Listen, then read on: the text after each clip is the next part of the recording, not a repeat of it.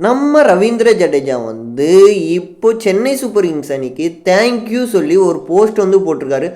அதில் வந்து அவருடைய 2023 விளையாண்ட அவருடைய 10 ஃபோட்டோ வந்து பகிர்ந்து தோனி அவரு இருக்க மாதிரி மொத்தமாக வந்து 10 ஃபோட்டோஸ் வந்துருக்கு. அதில் வந்து அவர் மென்ஷன் பண்ணியிருக்கிறதுனா, இது வரைக்கும் எனக்கு சப்போர்ட் பண்ண சிஎஸ்கே மேனேஜ்மெண்ட் மற்றும் சிஎஸ்கே ஃபேன்ஸ் அனைவருக்கும் தேங்க்யூங்கிற மாதிரி சொல்லி அவர் வந்து போஸ்ட் வந்து போட்டிருக்காரு.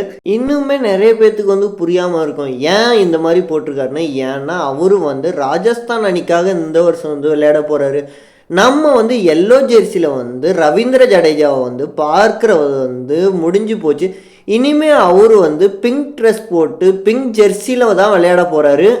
நம்ம தளபதி போர் வீரன் சிஎஸ்கேக்கு வந்து எப்போ விக்கெட்ஸ் தேவைப்படுதோ அப்போல்லாம் வந்து கொத்த விக்கெட் எடுத்து கொடுக்கக்கூடிய ஒரு திறமசாலி, அதை விட best fielder in the world. ஆனால் அவரை போய் சிஎஸ்கே மேனேஜர் வந்து விடுவாங்கன்னு நான் வந்து கனவுல கூட எதிர்பார்க்கல.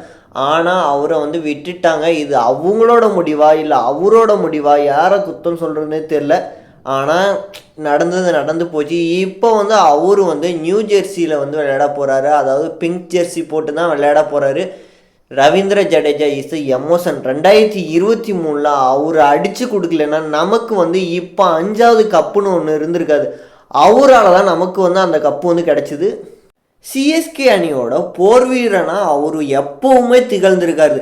எப்போல்லாம் விக்கெட்ஸ் தேவைப்படுதோ அப்போல்லாம் விக்கெட்ஸ் வந்து எடுத்து கொடுத்துருக்காரு. எப்போல்லாம் பேட்டிங் வந்து சொதப்புறாங்களோ அப்போல்லாம் ஒரு பேட்டராகவும் கான்ட்ரிபியூட் வந்து பண்ணியிருக்காரு. மொத்தமாக வந்து 152 விக்கெட்ஸ் வந்து எடுத்திருக்காரு. அது மட்டும் இல்லாமல் 2354 ரன்னு வந்து ஸ்கோர் பண்ணியிருக்காரு. இதுலேயும் முக்கியமாக நம்ம எதை பார்க்கணும்னா, 2023 அவர் அடித்த அந்த 6, அந்த கடைசி பால் 4, அப்பப்பப்பா சிஎஸ்கே அணிக்கு வந்து கப்பை வந்து தனி மனுஷனாக வாங்கி கொடுத்தாரு. தோனியாலேயே முடியாததை வந்து ரவீந்திர ஜடேஜா வந்து சாதிச்சு காமிச்சாரு.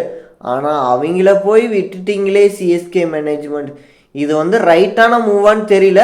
பட் இப்போ வந்து நமக்கு அகைன்ஸ்டாக வந்து விளையாட போகிறாரு. ஃப்ரெண்ட்ஸ், நீங்கள் வந்து இதை மட்டும் நினச்சி பாருங்களேன். தலை தோனி வந்து பேட்டு பிடிச்சி ரவீந்திர ஜடேஜா வந்து பவுலிங் போட்டு விக்கெட் எதுவும் கிடச்சிருச்சுன்னு வைங்களே, அவ்வளோதாங்க. ஸ்டேடியமே அப்படியே சம்பிச்சு போயிடும். என்னதான் இருந்தாலும் ரவீந்திர ஜடேஜா நமக்கு அகைன்ஸ்டாக விளையாட போகிறாருன்னு நினைக்கும் போது ரொம்பவே வருத்தமாக இருக்குது. நீங்கள் ஜடேஜாவை மிஸ் பண்ணுறீங்களா? இந்த சீசன் ராஜஸ்தான் ராயல்ஸ் அணிக்காக ரவீந்திர ஜடேஜா எப்படி பெர்ஃபார்மன்ஸ் பண்ண போகிறாரு? அவங்க டீமு இந்த தடவை கப் அடிக்கிறதுக்கு அவரு மிகப்பெரிய காரணமாக இருப்பாரா?